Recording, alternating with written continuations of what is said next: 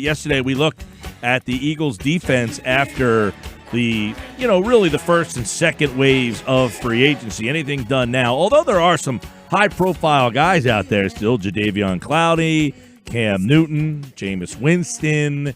We will dive into the Eagles' offensive side of the ball and where each unit kind of stands as we now get ready for the NFL draft. So John McMullen, we bring him in, Football at 4 on the Boardwalk Honda Hotline as the Eagles, really, John, let's start with this.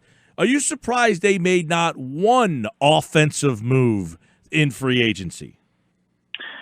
A little bit. I think, obviously, they have a necessity at wide receiver, but even beyond that, they had a need for another running back because we all know Doug Peterson likes to run a committee approach and no more Jordan Howard. So you need somebody to fit into that mix. And Jason Peters is still available in the free agent market, but very unlikely he's going to be coming back. So Eagles need to replenish the depth on the offensive line, at least. So a little bit surprised there hasn't been a value signing, sort of like Jatavis Brown or Will Parks, somebody in that range, not necessarily a splash. That was probably going to come at receiver, and there just weren't available options at receiver outside of Amari Cooper, who the Eagles were never going to get involved in because he was going to cost too much money, and that was the case. I think the other players, the next level of Robbie Anderson's, Brashad Perriman types, I think the Eagles looked at the draft and how deep it was at that position and said, better roll the dice there than overpay maybe better receivers than what you have, but they're not great. So I think the market and the way it was, I think it unfolds and you kind of go where it directs you to go. And I think that's what happened with Howie Roseman. Yeah. Now, when we kind of take a look at an overview of the current state of the team, let's start at the wide receiver position because the Eagles obviously have they let Aguilar walk, not a big surprise there. But what's left over? You got Deshaun Jackson, you've got a injured Alshon Jeffrey, who will not be ready for the start of the season, and then you got Greg Ward. I mean, there's not a whole heck of a lot else really that is even currently on the team, is there? Well, you do have J.J. Arcega-Whiteside. Oh, yes, I forgot about him. And people do, and it is kind of silly. He's a second-round pick. You're not going to give up. Obviously, things were bad his rookie season. Not trying to sugarcoat that at all. But he needed to be better. He wasn't better. But we know how this league works. You don't give up on a young, talented player just because they had a bad rookie season. I mean, you just saw Nelson Aguilar. He lasted 5 years through his entire rookie contract. Now, he was a first-round pick, a little bit more high profile, but you get the point. You just throw the baby out with the bathwater. And Howie has constantly said, we value and we look at the receiver position different than outside the building, meaning the fans do. And I think a lot of that has to do with Arcega-Whiteside because everybody, as you just kind of identified, they forget about him. They don't even think about him. They act like he doesn't exist. I don't think that's the case with the Eagles. They're still hopeful that he develops into a good NFL player. And by the way, it wouldn't be the first good NFL player who had a bad rookie season. So it's not like it's never happened before. Yeah, it's interesting. Something that Wade Phillips had brought up about, the game changing and everything is that, we fail sometimes to mention that the college game has implemented so much more passing, which is why these guys are getting to the league more developed than they used to be, where back in the day, the college game did not throw the ball nearly as much. So, yeah, it took quarterbacks and receivers more time to develop. Now they're entering the league with so many more passing plays under their belt that he thinks that's one of the reasons why the players are much more developed now. Yeah, I mean, I agree. Obviously, they throw the football so much more, but there's also two ways you can look at that. The offenses too are much more simplified. So, in some aspects, you know, every once in a while you get a great route runner who's tremendous throughout the entire route tree, and that's very, very rare in the modern game because they're not asked to do that. They're asked to run 2-3 routes, and that's pretty much it in these spread offenses. So, on the other hand, they get a ton of traffic, and in some ways I compare it to the quarterback position, and you see how the quarterback position has changed, and it's more from the pure pocket passer who could go through progression 1, progression 2, progression 3, even progression 4 at times and get to it, and understood the entire offense. Now it's more of, okay, let's get a playmaker. Let's get a guy who can do things off schedule. Let's get a guy who can extend the play and play sandlot football. And a lot of that has to do with you're not running Bill Walsh's West Coast offense, what I'm trying to say. Yeah. So it's kind of dependent on how you look at it, but the guys are used to making plays now. And back in a different era, they weren't necessarily that way. But, you know, maybe that's one of the difficulties the Eagles have had because their offense is a little bit more complicated than most offenses. A lot of West Coast concepts still in that offense. And you go all the way back to, we talked about fitting Golden Tate in when they traded him, and that's a veteran guy who's been in this league for years, and they struggled. And they want guys to know different positions and X and Z and slot and everything. And, hey, maybe that's asking a little bit too much in this current era. I think that would be perhaps a fair assessment. When we go into look at the tight ends, the Eagles obviously have two very talented tight ends. We talked a lot about Ertz, you know, and the potential of a longer-term deal, or could they trade him? It's my memory, and I might be wrong on this, that both guys are up at the same time, right? Ertz and Goddard both have deals through 2022, which puts the Eagles in an interesting conundrum potentially of what to do there. Yeah, and I've said that pretty consistently. If things linger on with Zach, I think that becomes more of a question mark because then you start to talk about if you get to the point where you have to extend Dallas Goedert, and you're saying, well, can we pay two tight ends significant top of the market money? Probably not. Even more so, if at that point, in theory, you're trying to get better at receiver, if you hit on a first-round pick, if Arcega-Whiteside develops, and all of a sudden you have more competent bodies at the wide receiver position, yeah, then I think that comes into the conversation. Look, why don't we trade Zach Ertz, get something significant back for him? We're going to play a lot of 11 personnel because we now have receivers and we have another good tight end in Dallas Goedert. Now, while I say all that, and I used this term yesterday, I use it all the time, that's kind of like classroom stuff. That's kind of like speculating in March, April stuff. You know what? He's best friends with the quarterback. He's the best receiver on this team. You're going to take that away from Carson Wentz?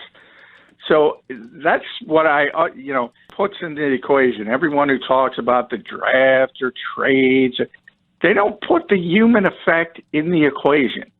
Carson Wentz isn't going to be happy if you trade Zach Ertz. Yeah. So Eagles aren't trading Zach Ertz. John McMullen, Football at 4, 97.3 ESPN. That said, they're in a very good position at the tight end spot with those two guys. And I guess, I don't know, where do you throw Josh Perkins in? Is he in the mix? Is he a receiver? Is he a tight end? No, he's a tight end. The Eagles, but he's a flex tight end.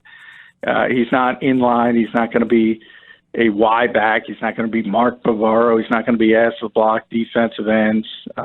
Unless it's on a chip just to help out. He's a wide receiver in college, oversized. kind of a tweener, didn't have the speed to stay at wide receiver in the NFL, not big enough to play tight end. So he's sort of a modern NFL tight end. And without Richard Rodgers here, who's now in Washington, you start to look at who's going to be that third tight end. He's going to have an opportunity. Alex Ellis is still here. He's back. And that's a guy who's got probably a little bit more versatility. He's played fullback. He's played short yardage fullback. He can play in line, but he's not the receiver. So it's that Josh is. So it's sort of, what flavor do you like? And to this point, because the Eagles do have Dallas Goedert, who has been a really good inline tight end, looks like they prefer Josh Perkins.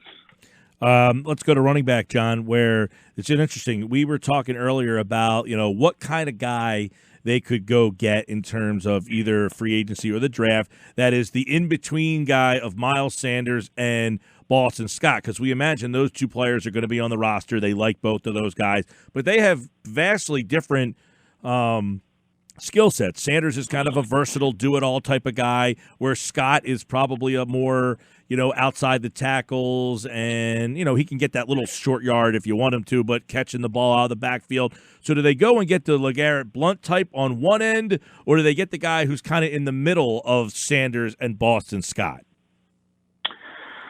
Well, I think Jordan Howard would be the type they're looking for. Maybe a little bit, not quite LeGarrette Blount, but certainly they would want more of the chain mover, the inside, the tackles runner. And I think the better comparison with Boston Scott would be Darren Sproles. He's got that role, or at least he'll have an opportunity. Not saying he is Darren Sproles in his prime by any stretch, but that'll be his opportunity to earn something in this offense as the third down back. And Miles has earned the right to be the top back in the committee, but you need, and as we've always seen with Doug Peterson, he prefers to have two backs sort of carry the load. And most teams feel that way in the NFL because of the injury rate at that particular position. And then, by the way, you look at Miles and just his frame and where he is. You don't want him touching it 300 times.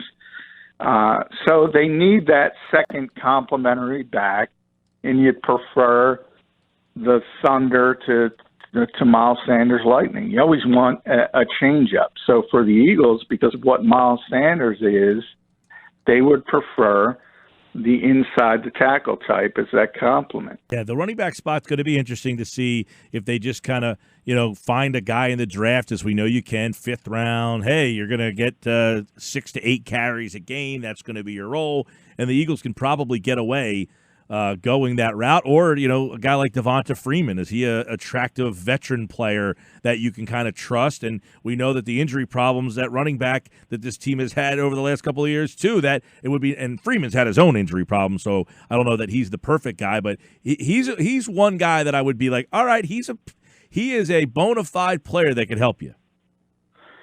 Yeah, I think he's a little bit too similar in a trade standpoint. I think the Eagles would be looking for something different. By the way, they have Elijah Holyfield, Evander Holyfield's son, is on the team. People forget that.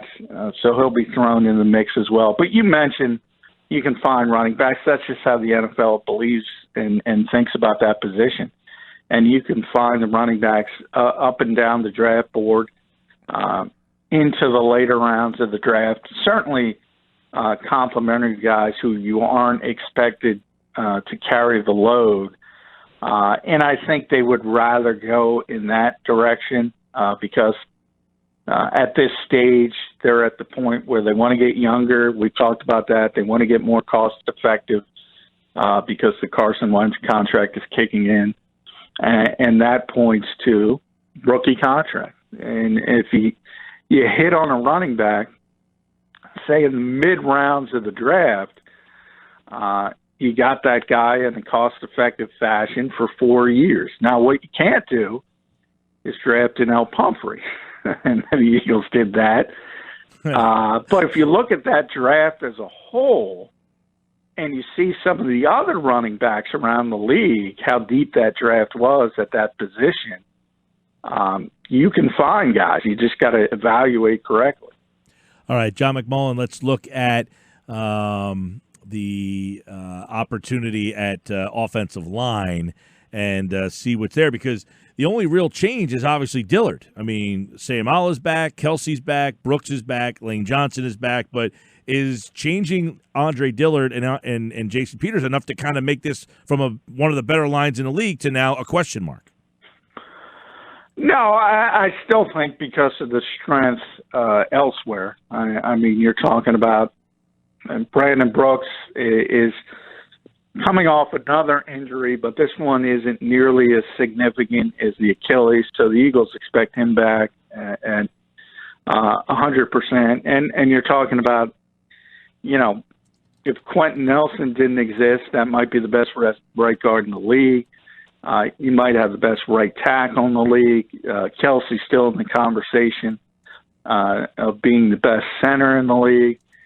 And then you do take a little bit of a dip, probably at left tackle.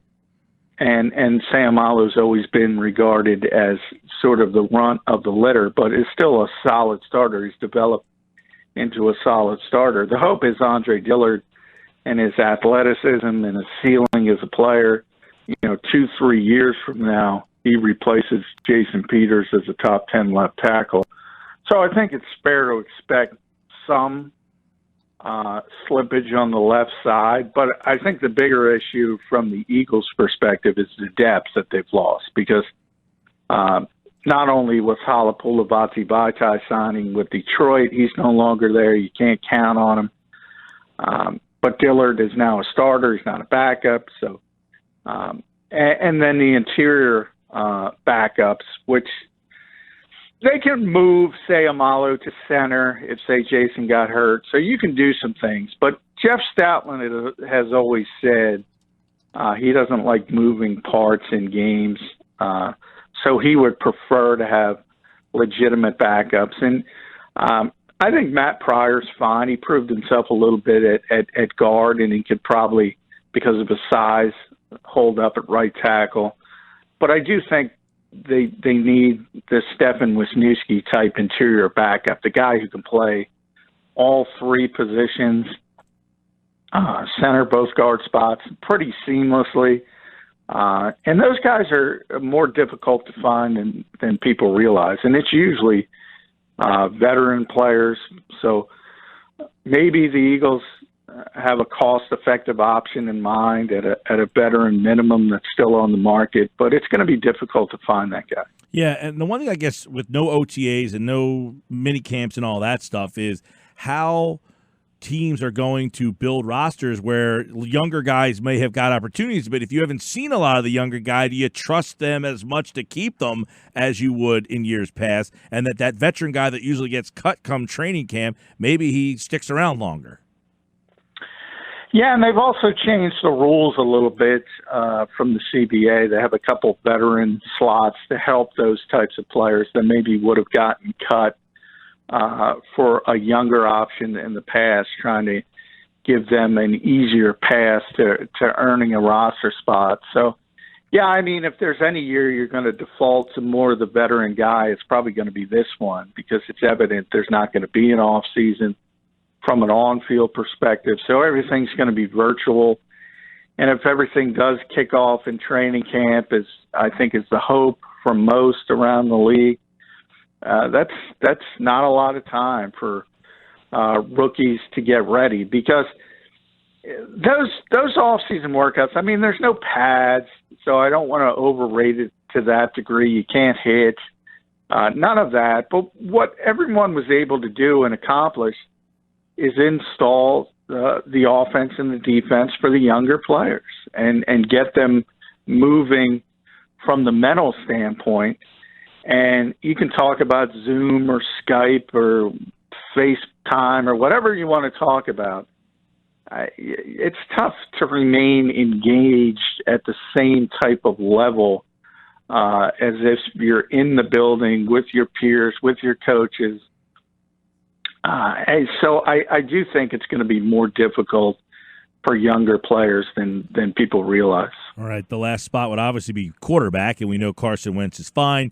Do you anticipate Sudfeld is the backup? Do they bring in another guy? Do they find a veteran guy again? Is Josh McCown still a possibility? Do they draft a quarterback in trying to groom a guy to trade somebody? We see that thing played out a lot around here.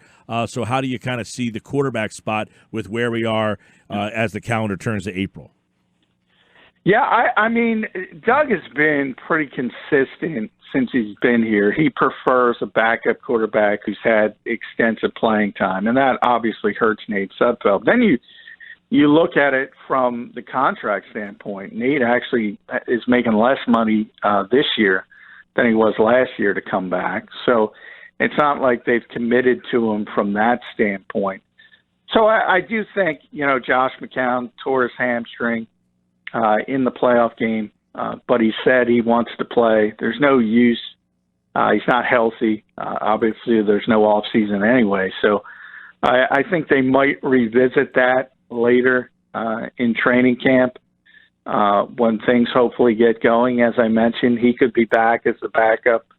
And the Eagles have always consistently said they like to have developmental quarterbacks. They like to draft at least one every 2 years. Last year they did it with Clayton Thorson. Didn't work out. So they might do it again. You start looking at that 6th-round pick, it might be a quarterback, no question about it. And they also have Kyle Lauletta. They brought him in, who was a third-string guy with the Giants for a while. So some bodies in the mix, but I still think you might see a veteran quarterback at some point. That's just the way Doug has always looked at it. All right, another football at 4 in the book. We look at the Eagles' offense today. We'll do more football tomorrow. The NFL draft is on the way. Now we're really starting to barrel down on that draft where some details of the draft are coming out. We'll get into that on tomorrow. They just kind of got released on some of the ideas on what they're going to do. Plus, this draft class is starting to make some news. Tua at the top, the quarterback positions. We know wide receiver. We'll start to dive a little deeper. Football at 4, John McMullen at JF McMullen on Twitter. And don't forget, check him out, 973ESPN.com, Sports Illustrated, and, of course, right here on the Boardwalk Honda Hotline. Thanks, pal. All right, thank you, Mike. You got it, bud. John McMullen, like all guests, appear at the Boardwalk Honda Hotline.